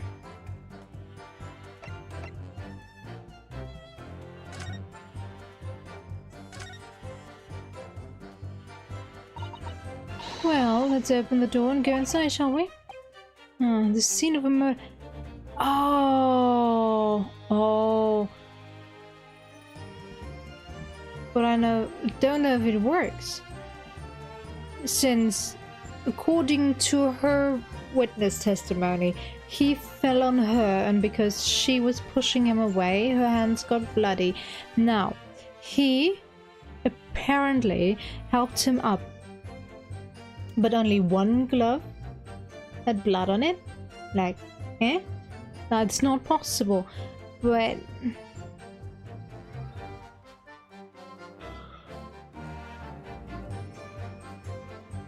will it ruin everything again if I go for that?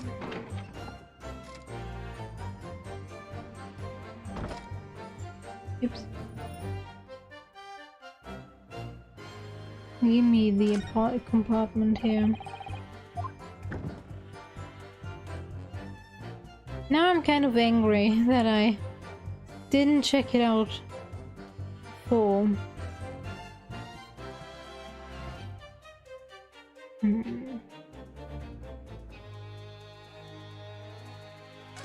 you have anything else to say? This storage compartment totally empty. Something's not right here. I agree with you.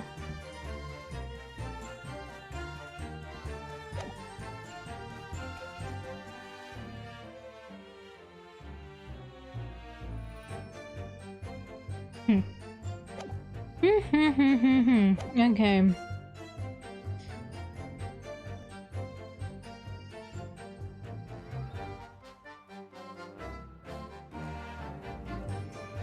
But where in the testimony?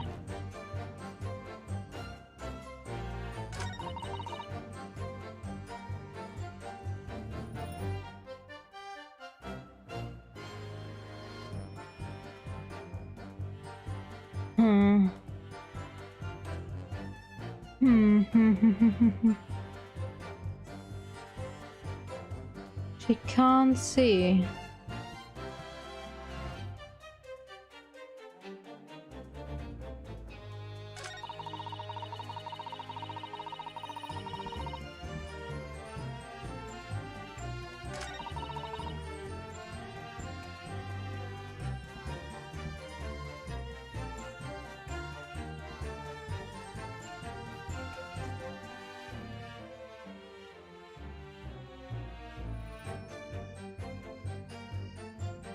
Hmm.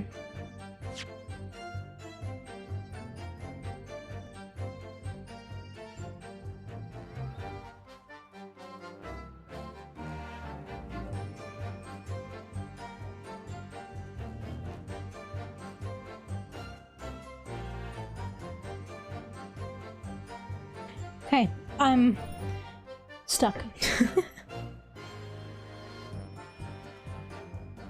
I have no idea where to press. I have no idea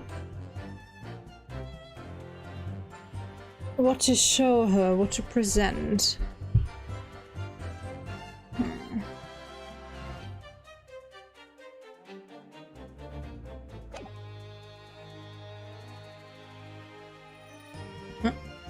Wrong button.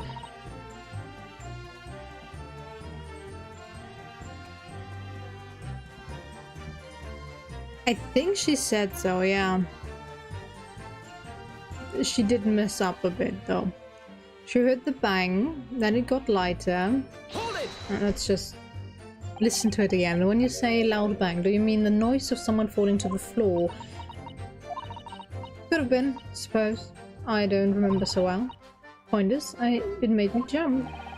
And you let out a scream involuntarily. That's right. And then I felt the cushion over my head get lighter all of a sudden. Yeah. Presumably when the defendant got up in order to help the victim, yes. Or not.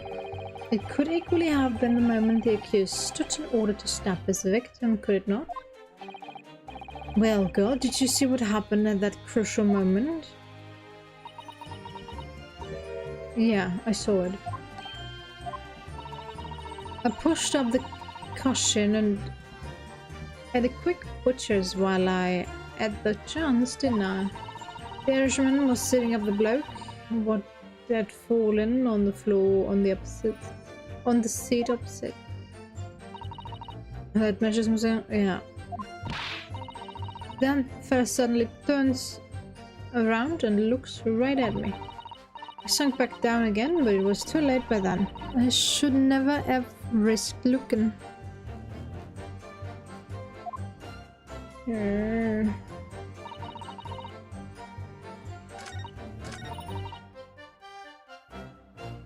It's pitch black in there.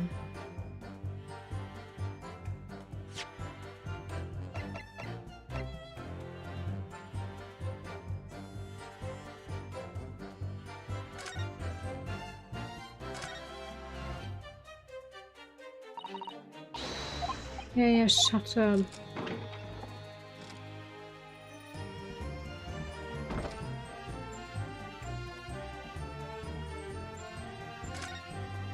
I could argue against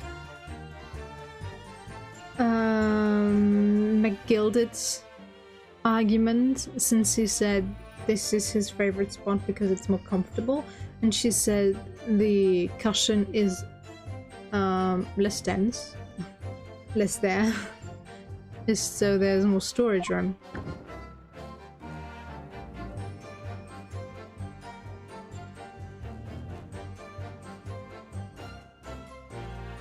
Kind of annoying that I can't do anything here.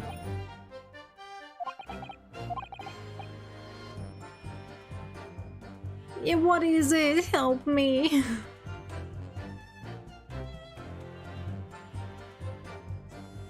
It's probably the hint that it was full beforehand.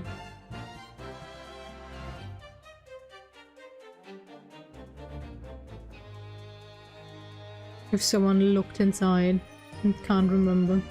But I didn't even look inside, so...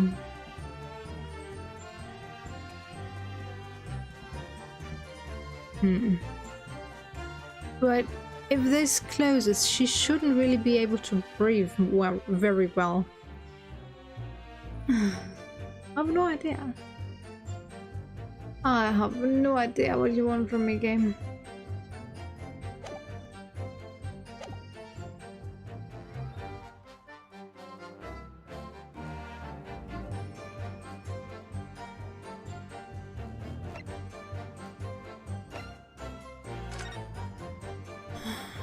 10 p.m. to 11 p.m. Stabbed once in the abdomen with a knife whilst journeying in an omnibus to Italy.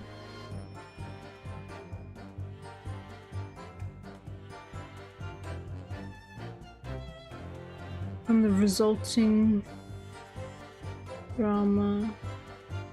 Resulting from the trauma. Okay, we have the photo.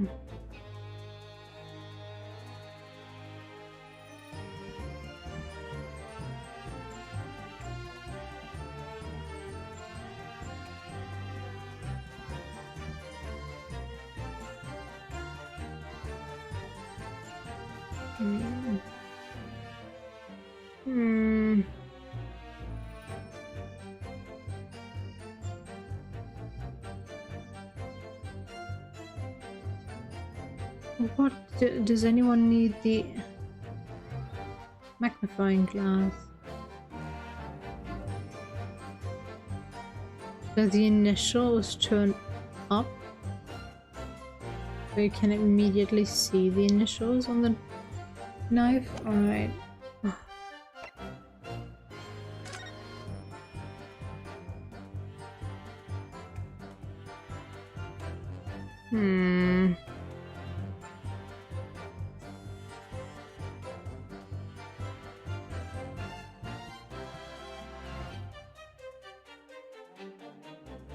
Where's the person from yesterday that offered to help us? I tell you, can't see a blind thing in a hiding place. It's a pitch in there. It was right on time. I got nothing to show for me throughout this night.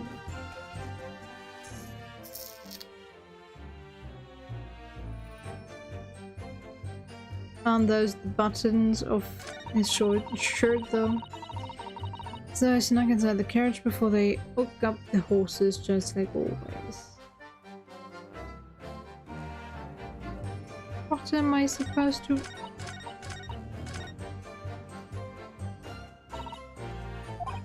Yeah, okay. We're just gonna repeat it.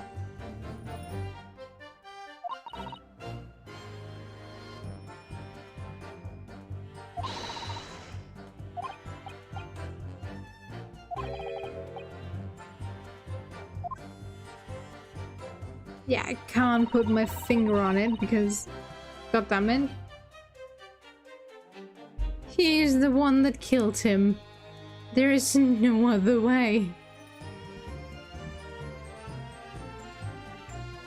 They hooked up the horses.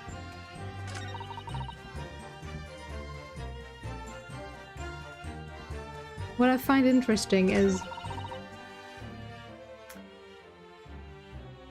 she said he helped him up after he fell down and stuff like that. But shouldn't there have been another noise of the carriage door opening or something like that? Don't worry, nothing really happened. The carriage door opening, or was the bang the carriage door opening? But wouldn't, since the murderer, if it wasn't McGilded, must have fled, so there would have been two sounds. No? Am I wrong? Then after a while I hear this loud bang, nearly jumped out the skin I did, and the scream just came out.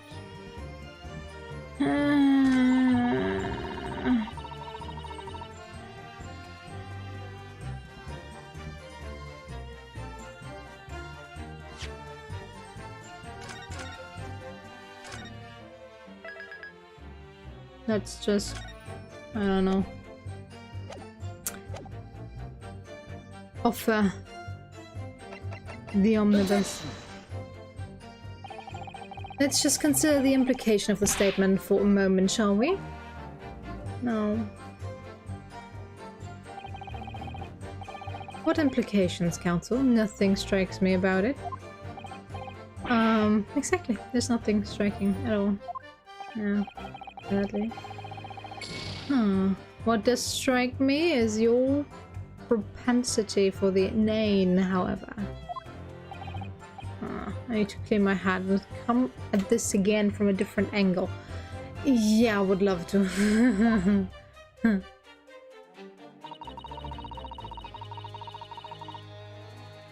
It's pitch in there.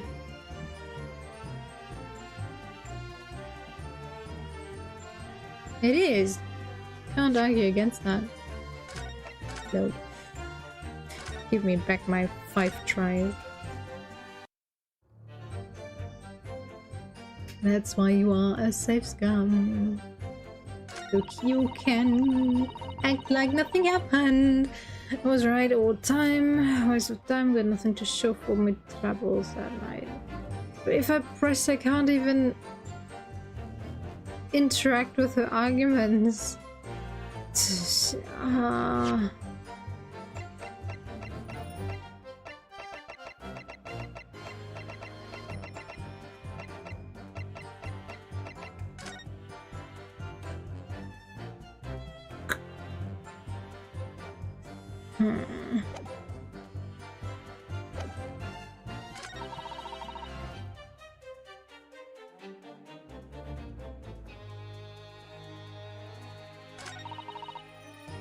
Troubles.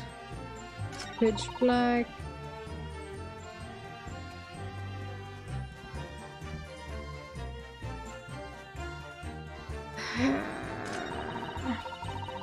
Welcome back. Because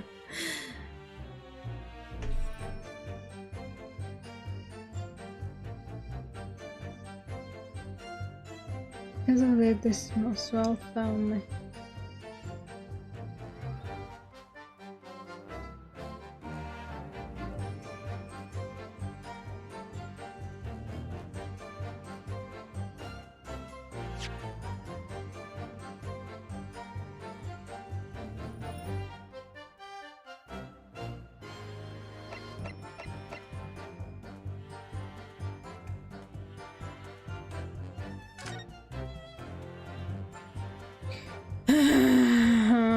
The 500th time. Let's go inside.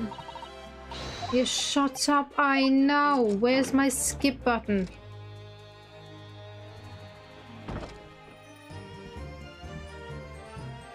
What I'm wondering.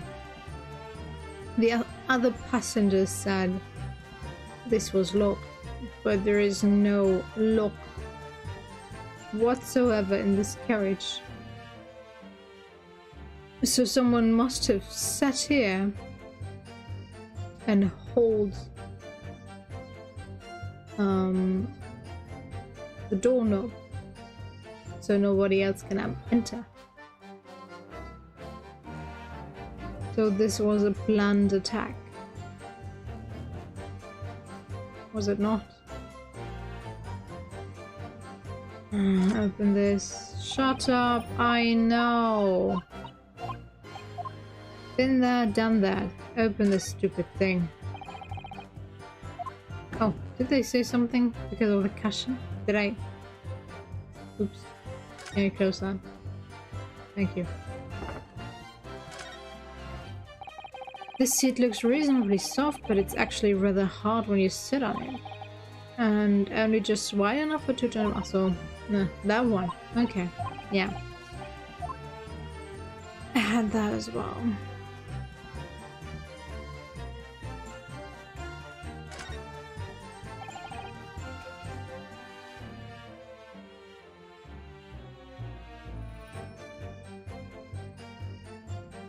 Yeah, I don't know which of her sentences to go for, you know? If it's the what she says while you press her on for more information. There's multiple things that you can pick up and add to, but with what she's currently saying, it's like, yeah, okay. I can't really use anything of this unless I'm just not seeing it.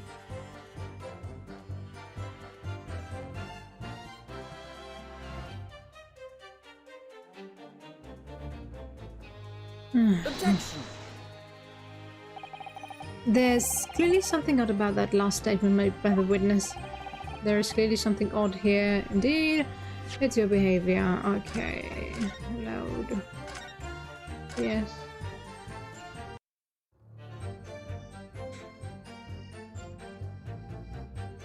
Just go through everything. I've got enough. Alright.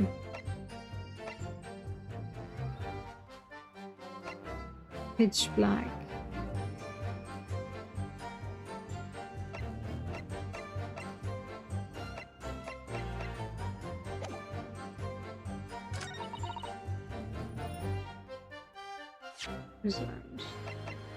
Objection! Let's just consider the implication of that statement. It's not what you wanted. Yes, yes. Give me options. Give me load. Load this stupid thing. Probably easier if I just Google the info. Google what I need.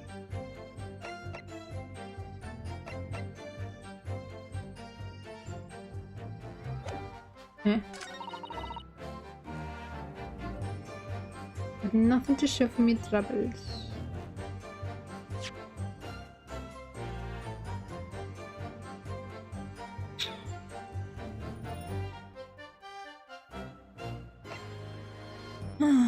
Let's just do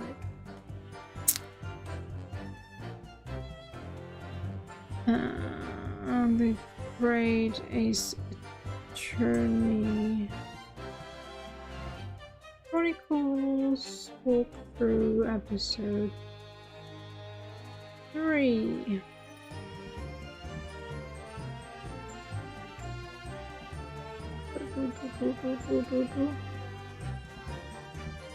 Well, we moved the obiously press testimony. Room 1. The Adventure of the Runaway. Runaway room, okay.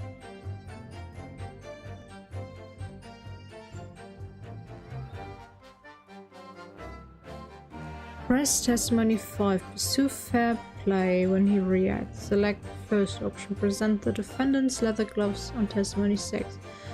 Done that. Okay, press testimony 5. Select the second option. Present the bottom right seats. Select the first option. Present Magnus McGilded. Select, yeah, okay.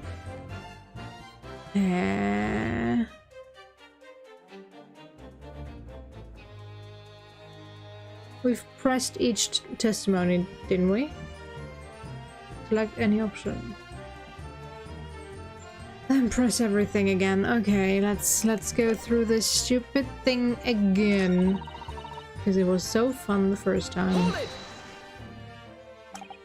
So blah blah, yeah. I suppose she means no point spending money. 5 pence, blah blah. Get myself in.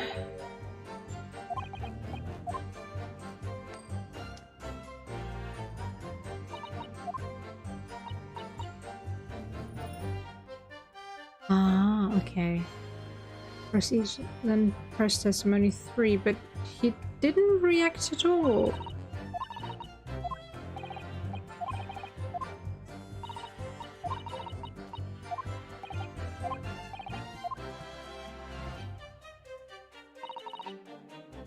Right, on waste of time. We press that as well. Doesn't matter. Let's go through this again. God permit.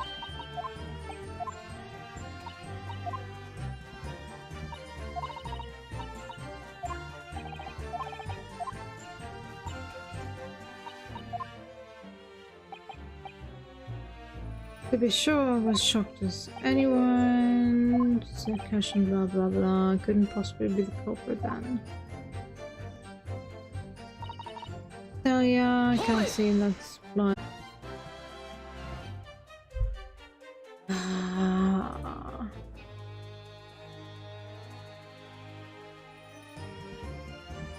happening with my internet today? Doesn't want me to finish this. Apparently. Just show me if I'm still alive, then I'm happy. If not, I'm just gonna end it. I am still alive. Nice! Nice, nice, nice. Okay. But he's not reacting at all. So most of the time the specialists plant themselves opposite. For some reason that night this Irishman spent the whole journey right over me head. Oh!